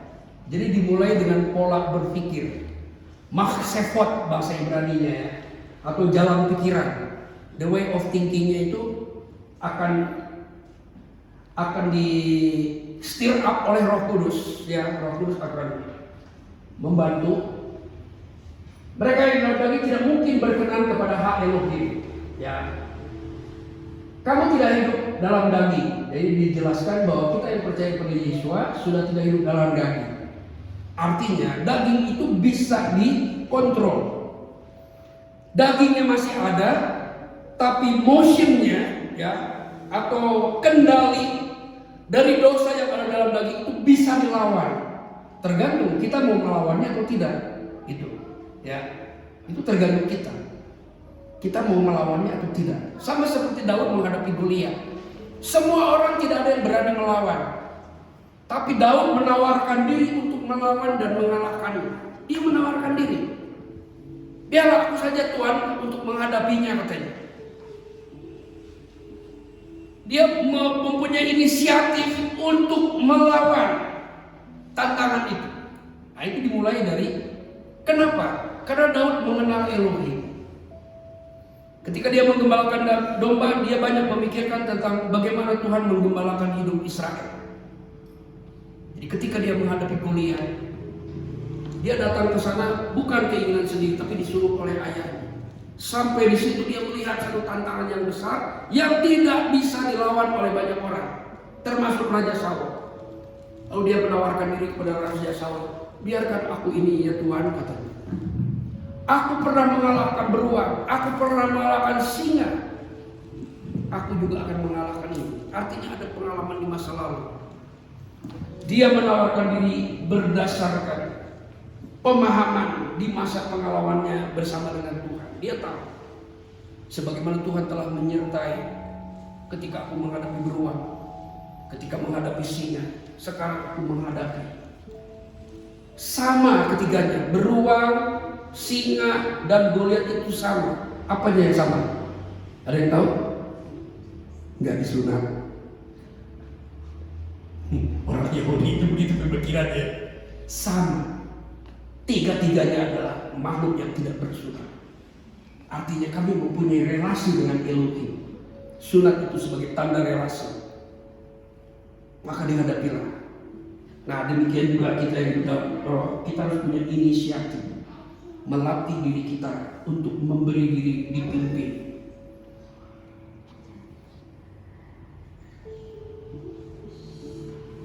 Kamu tidak hidup dalam daging, melainkan dalam roh. Rohnya R-nya besar. Jika memang roh Elohim tinggal di dalam kamu. Tetapi jika seorang tidak memiliki roh Hamasia, ini ada dua. Ada roh Elohim dan ada roh Hamasia. Dia bukanlah miliknya kalau tidak punya roh Hamasia. Jika Hamasia ada di dalam kamu, tubuh itu memang mati. Ada realita di mana ini tidak bisa beraktivitas dengan sendirinya. Jadi harus dikontrol maksudnya. Kita punya kuasa untuk mengontrol itu kalau kita mau. Sama seperti Daud, aku punya kuasa untuk mengalahkan Goliat. Kuasa dari mana? Aku pernah diurapi. Waktu dia masih kecil diurapi kan. Dia sadar itu pengurapannya. Lalu dalam pengalamannya dia pernah mengalahkan kekuatan-kekuatan yang besar. Maka dia menawarkan diri. Jadi berinisiatif untuk bertindak. Kalau itu tidak ada ya tidak bisa lagi juga. Karena Roh Kudus itu tidak memaksa. Jika roh dia yang telah membangkitkan Yesua, nah di sini kalimat ini perhatikan, ada roh yang membangkitkan Yesua. Roh dia itu siapa? Roh Yahweh. Roh Yahweh yang telah membangkitkan Yesua dari antara orang mati berdiam dalam kamu. Dia yang telah membangkitkan Hamasia. Jadi Hamasia itu bukan bangkit sendiri. Jangan percaya kalau ada pengajar yang mengajarkan, oh Yesua itu bangun sendiri dari kuburan. Itu salah itu. Tidak ada itu dalam Injil. Yesua itu ada yang membangkitkan. Dia, roh Yahweh yang telah membangkitkan Hamasia dari antara orang mati akan menghidupkan juga tubuhmu yang fana melalui rohnya. Jadi roh ini akan menghidupkan. Ketika benar-benar ingin dipimpin oleh Roh Kudus, ya, maka roh itu akan menghidupkan. Artinya memberdayakan kita. Sehingga tubuh ini bisa menyesuaikan diri dengan roh. Dengan kebenaran yang ada di dalam roh kita. Ketika kita percaya Yesua, kita menerima Roh Kudus, berarti kita punya roh kebenaran itu. Cuma mungkin belum mengalir. Ya, ada yang mengalir dikit, ada yang mengalir deras. Tergantung orangnya ya. Ya, tergantung seberapa besar dia melubanginya. Gitu. Seperti sebuah kaleng kita tusuk dengan paku kecil, dia akan keluar. Kalau ditusuk lagi dengan paku yang lebih besar, dia akan keluar lebih besar lagi. Nah, hidup kita juga di dalam roh seperti ini. Sejauh mana kita mengizinkan roh itu bekerja, maka sejauh itulah kita akan mencapai. Makanya banyak orang-orang yang hidup dalam roh, hidup dalam pikiran itu kapasitasnya bertumbuh, ya. Kapasitas rohnya mengalami progresivitas, ya, meningkat. Seperti baterai yang dicas gitu. Saya pernah mengadakan eksperimen, tapi ini nakal sebenarnya. Saya berdoa begini, Tuhan, saya ini melayani sawah, tapi saya sering dengar kuasa Tuhan itu luar biasa kalau di Senayan. Kenapa di sawah tidak? Saya bilang, ada gereja saya ini kan di tengah sawah begitu. Ini nakal sebenarnya, jangan ditiru gitu.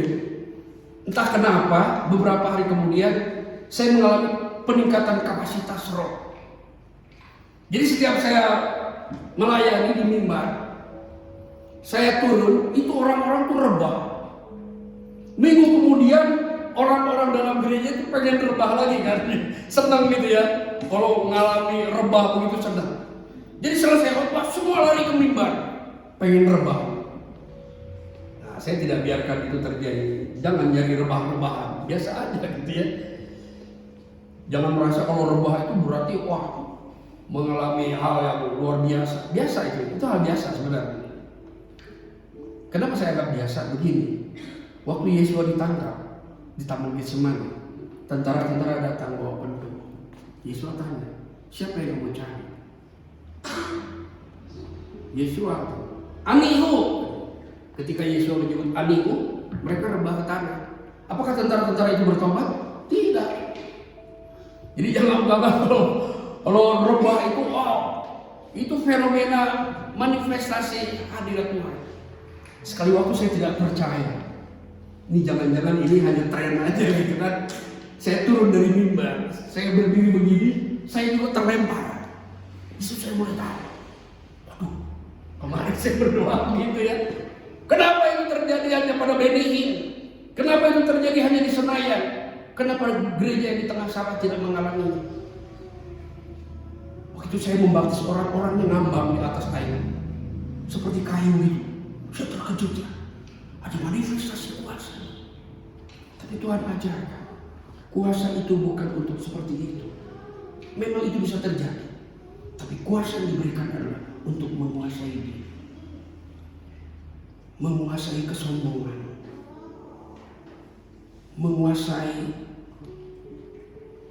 keinginan-keinginan yang bertentangan dengan kehendak Elohim. Itu perjalanannya cukup panjang. Yesus ketika menjadi manusia, dia membiarkan dirinya sampai menjadi hamba.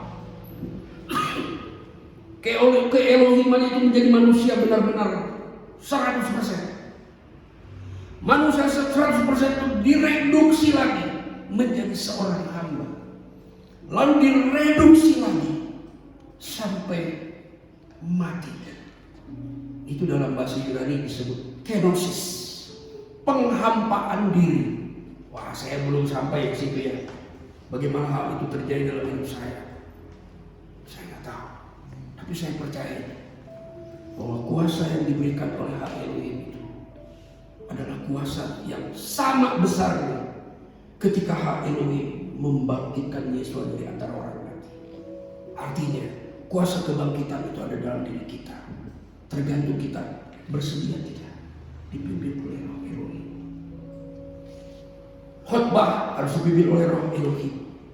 Saya di rumah suka mengumpulkan beberapa ayat dan saya simpan. Saya tidak pernah tulis. Saya tidak pernah sepanjang hidup pelayanan saya tidak pernah menulis khotbah. Saya hanya mengumpulkan ayat. Ayat apa saja yang saya bisa pakai ketika saya taruh. Tapi ketika berdiri, Roh Kuduslah yang memberitahu ayat yang mana yang harus disampaikan. Ayat yang mana dulu yang harus disampaikan. Saya belajar itu. Tetapi ada yang lebih penting daripada seorang pengkhotbah. Bagaimana hidup ini diserahkan untuk hidup di dalam sebuah tuntunan. Itu sedang saya belajar. Di masa pandemi itu saya belajar. Jadi saya santai, saya ikuti tuntunan itu. Kadang-kadang saya bertanya, apa yang harus dilakukan? Ternyata Tuhan senang ya kepada setiap orang yang selalu membuka diri untuk siap dituntun. Dimulai dari pelajaran-pelajaran yang sangat sederhana. Di Roma berapa ini? Oh ya, ini ayat 14 seperti ya. Siapa saja yang dipimpin oleh Roh Elohim ya adalah anak-anak Elohim. Jadi yang disebut anak-anak Elohim itu adalah yang hidupnya dituntun oleh Roh Elohim. Jadi anak-anak itu dituntun oleh Bapa. Bapa itu menuntun kita dengan rohnya.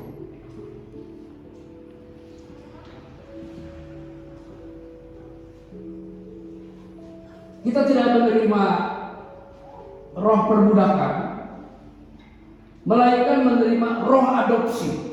Kenapa kita dibilang roh adopsi? Bapa di surga itu anaknya cuma satu, nggak punya lagi, cuma satu Bapa di surga. Makanya dibilang Ben Yahid atau anak yang tunggal. Nah, kita yang percaya kepada anaknya yang tunggal itu diadopsi menjadi anak-anaknya dan divalidasi, dikasih validitas, bukan validasi ya, validitas maksud saya. Kita diberi kuasa untuk menjadi anak-anak. Artinya kita mempunyai kekuatan untuk menyesuaikan diri untuk menjadi anak-anaknya. Anak-anak yang seperti siapa? Ya seperti Yesua. Karena Yesua itu anaknya yang tunggal. Kita meniru anak yang tunggal. Kita sebagai anak-anak adopsi meniru anak yang tunggal. Kita bisa pelajari di dalam Injil ya. Ketika Yesua pergi kepada gurun, itu dituntun oleh Roh Adonai. Roh Elohim itu menuntun Yesua. Dia bukan jalan sendiri mentang-mentang dia putra Elohim karena dia Tuhan lalu dia sesukanya dia. Tidak begitu. Tidak ada di dalam Injil cerita begitu. Yesua semuanya dituntun oleh Roh Elohim. Sampai di kayu salib dia dituntun. Dia benar-benar menjadi manusia yang dituntun oleh Roh Bapaknya. Dia manusia, dia benar-benar menjadi manusia. Dan dalam keadaan manusia itu dituntun sampai mati di kayu salib. Sebagai contoh. Ya. Nah, kita yang sudah percaya, kita diberi Roh Kudus. Nah, Roh Kudus itu adalah Roh Bapa yang menuntun kita. Nah, jadi gambar yang tadi, ya saya menggambarkannya dengan imajinasi saya aja. Bagaimana roh jiwa kita menyesuaikan diri kepada kebenaran yang ada di dalam roh kita untuk menghasilkan buah. Sayang sekali terjemahan dalam bahasa Indonesia kurang akurat ya. Karena dalam bahasa Inggris, dalam bahasa Ibrani disebut perisedekah. Perisedekah ini dilakukan oleh orang Yahudi. Semua orang Yahudi melakukan perisedekah.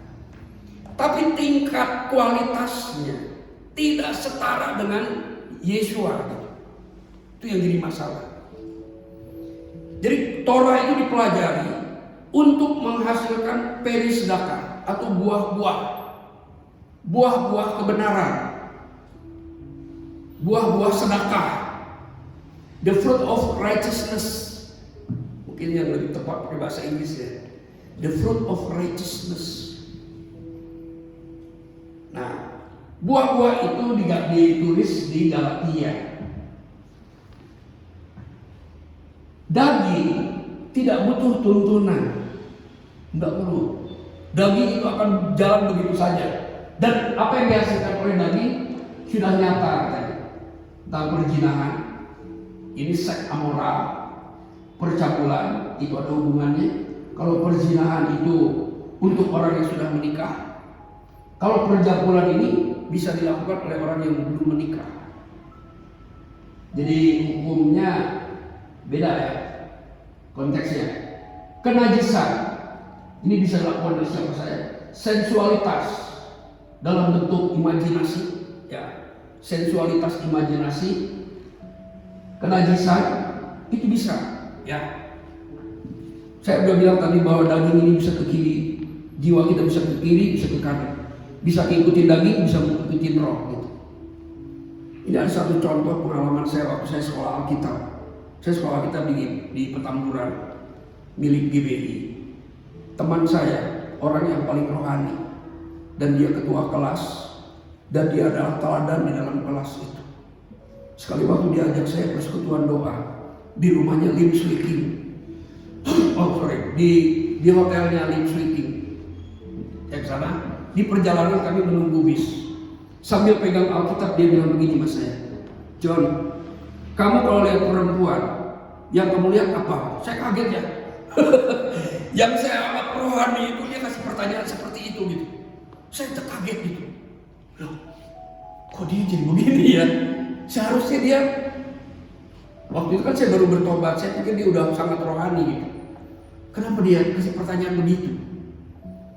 Tapi saya jawab, ya saya sih dari kecil kalau melihat wanita parasnya yang cantik saya tertarik dengan kecantikan wanita. Ah masa? Iya saya bilang. Kalau saya, maaf saudara ya, dia sebutkan kakinya. Kalau saya lihat kakinya, nah sejak dia berbicara begitu, otak saya kalau melihat wanita tuh bukan parasnya lagi yang cantik, tapi kakinya. Ini teman saya kurang ajar juga. Saya pikir dia sangat rohani gitu. Tapi dia pengaruhi saya dengan kata-kata, entah dia bercanda atau tidak ya. Dia sambil pegang Alkitab dengan saya menuju persekutuan doa. Itu terus berkecamuk di dalam pikiran saya menjadi satu imajinasi tentang kaki wanita.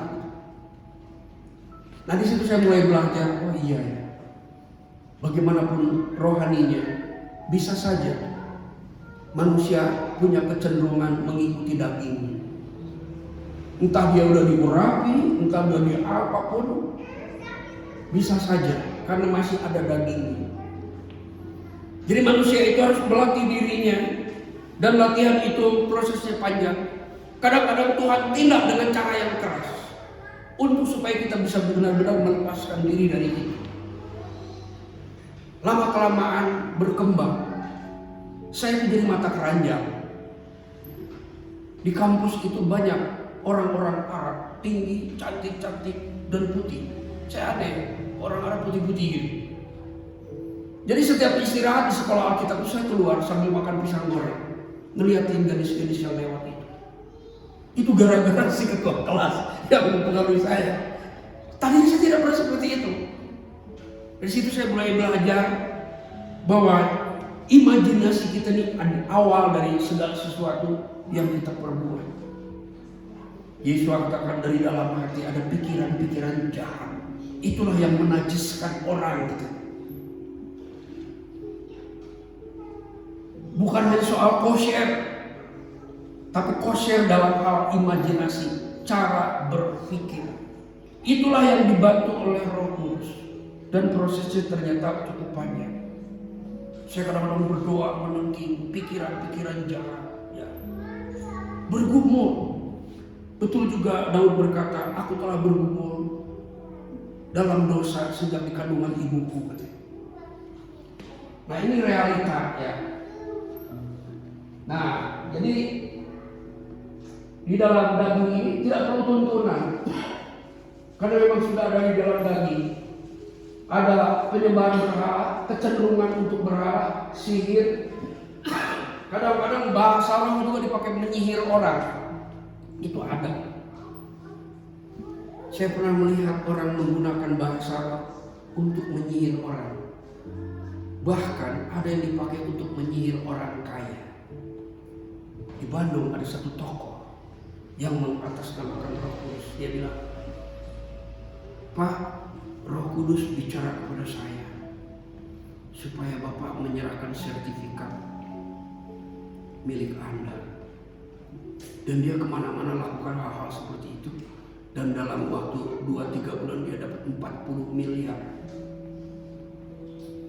Dan anehnya itu orang-orang, sampai salah satunya ada seorang jenderal percaya, dia serahkan sertifikat. Dia gunakan sihir. Dia berbahasa. Itu terjadi sihir dalam gereja. Itu daging, ya artinya satu perbuatan produk dari keinginan daging. Itu bisa dilakukan, menyihir orang dalam gereja pakai bahasa roh. Dia lihat copet supaya dia nggak copet, dia berbahasa roh. Itu ada benar-benar. Lalu dia saksikan pada jemaat, saya lihat copet, lalu saya berbahasa roh. orangnya jadi nggak jadi copet katanya. Ya, bahasa roh bukan untuk begitu. Itu kecenderungan yang keliru ya. Nah, jadi sihir ini bisa saja dioperasikan dengan cara-cara yang sepertinya alkitabiah. Ada buku ya, namanya saya lupa ya, tapi ada tulisan di bawahnya itu, Kuasa Terselubung dalam Gereja, Sihir dalam Gereja. Itu bukunya agak tebal. Itu sudah terjadi di masa-masa orang-orang Yahudi, itu sudah ada. Lalu semuanya, terus termasuk sekte-sekte. Ini baru saya lihat terjemahan yang menulis sekte-sekte. Jadi ada sekte-sekte dibentuk untuk keinginan daging. Itu benar-benar ada. Saya juga membaca ini ya. Di dalam daging ini ada kecenderungan membuat sekte-sekte. Nah, di sekte itu ada niat-niat tertentu. Dan saya memang lihat ada yang tujuannya untuk uang, ada tujuannya untuk popularitas, ada yang tujuannya untuk mengendalikan orang. Pengajaran-pengajaran dipakai untuk mengendalikan orang supaya orang pada nurut pada dirinya. Itu ada dalam buah-buah perbuatan-perbuatan daging. Ada lagi kedengkian. Wah, masuk. Bahkan pembunuhan segalanya. Nah, orang-orang yang seperti ini tidak dapat masuk ke dalam kerajaan hak Elohim. Istilahnya gitu ya, kerajaan hak Elohim. Artinya tidak akan ikut dalam pengangkatan. Beberapa bulan yang lalu ada orang bertanya, Pak, yang diangkat itu yang seperti apa? Waktu itu saya nggak mau jawab, karena ada sebagian orang yang mengatakan begini, yang diangkat itu yang bisa menyebut nama Yahweh. Dari mana itu ajaran? Nah, ada itu.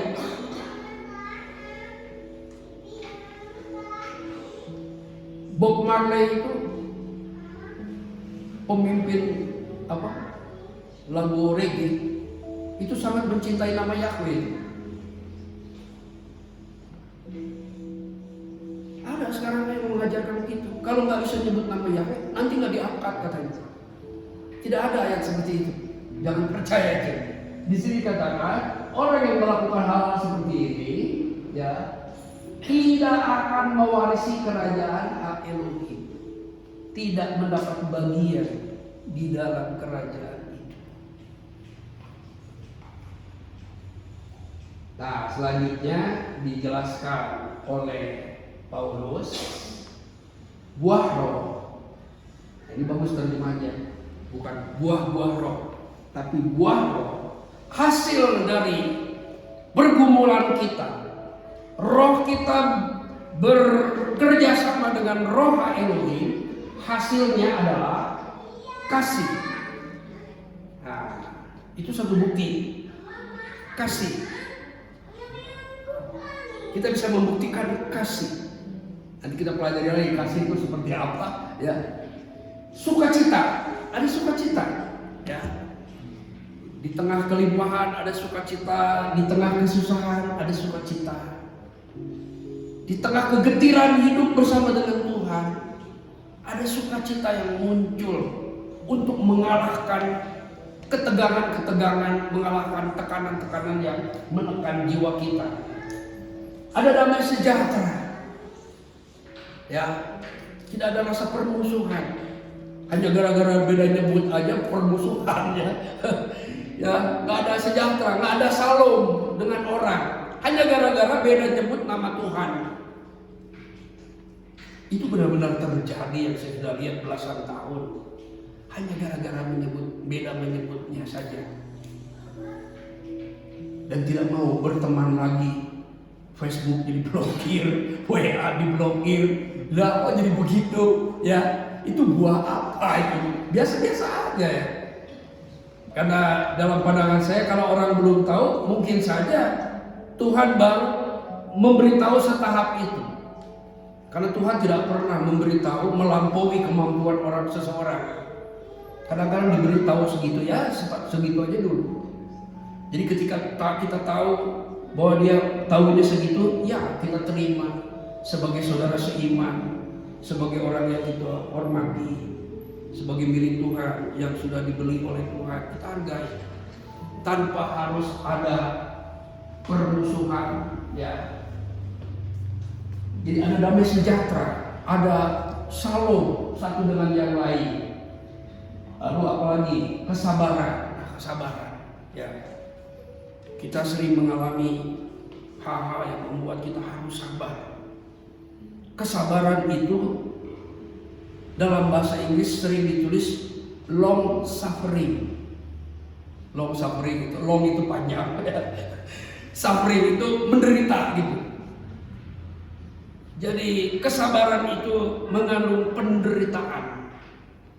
Penderitaan yang menghasilkan buah. Bukan penderitaan yang menghancurkan, tapi penderitaan yang menghasilkan buah. Ada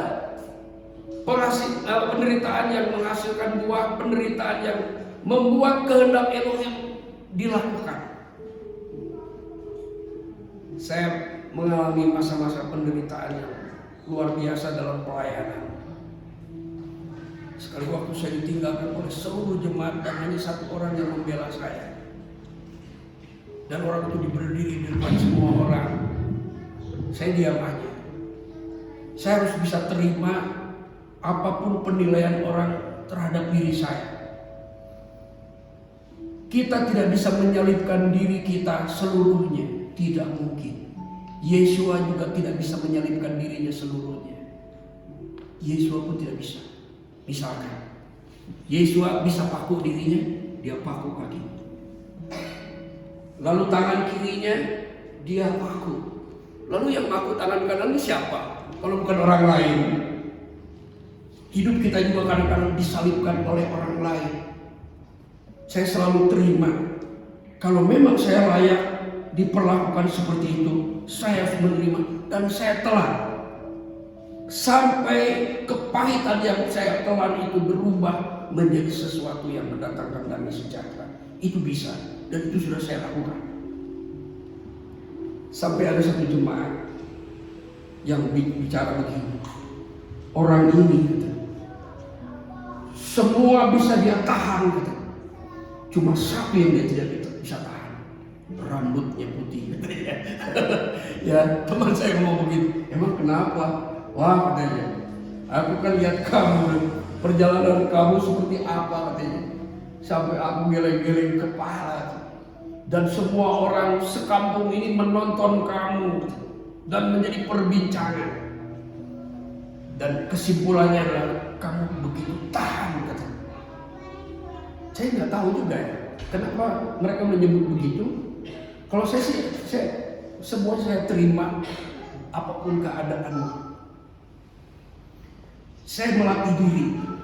Alkitab mengajarkan kita harus menyalibkan daging kita beserta keinginan-keinginan yang muncul di dalam daging kita, dan itu proses.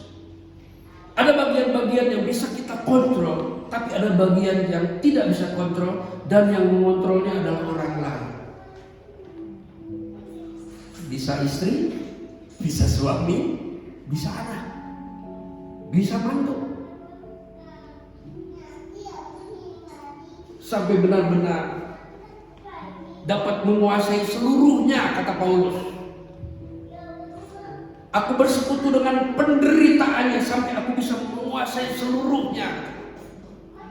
Itu ada ayat yang seperti dalam Filipi 3 ya. Kemurahan, kebaikan, iman. Jadi ada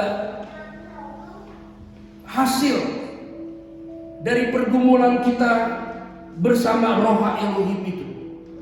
Seperti Yakub bergumul dengan malaikat.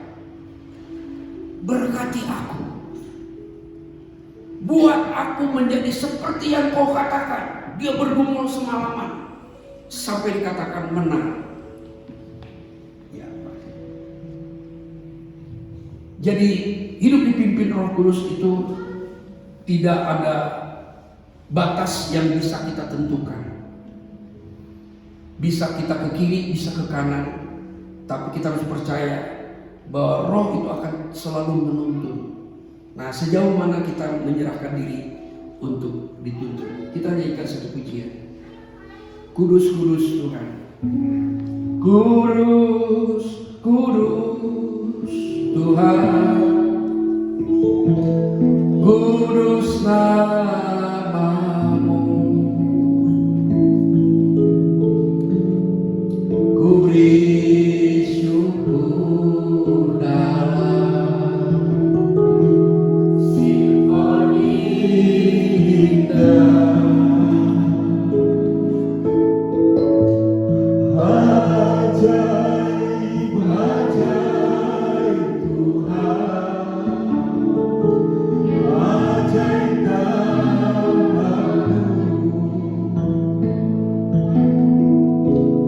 nama yang dimenang, Yesus.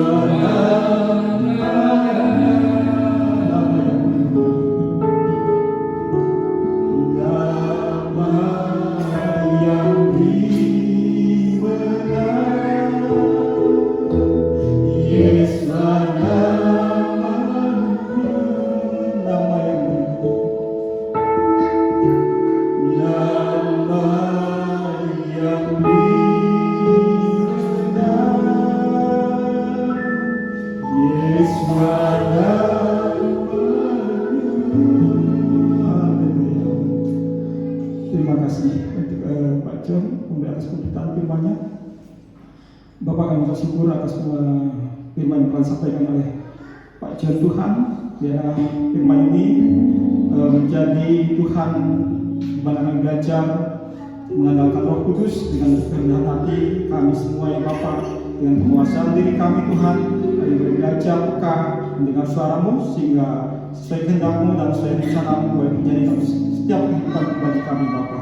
Engkau berkati Tuhan, bagian keluarga Tuhan dalam segala aktivitasnya, baik kesehatannya Tuhan, mata-mata hikmat kewahyuan kepada beliau Tuhan, sehingga dimanapun juga dia melayani Tuhan, menjadi berkat bagi semua orang dan memuliakan nama-Mu. Terima kasih Bapa, di dalam hak dan daya Yesus Masih kami bersyukur dan berdoa. Amin. Amin. Selanjutnya kita akan memberikan yang terbaik bagi Tuhan. Kita akan memberikan persembahan.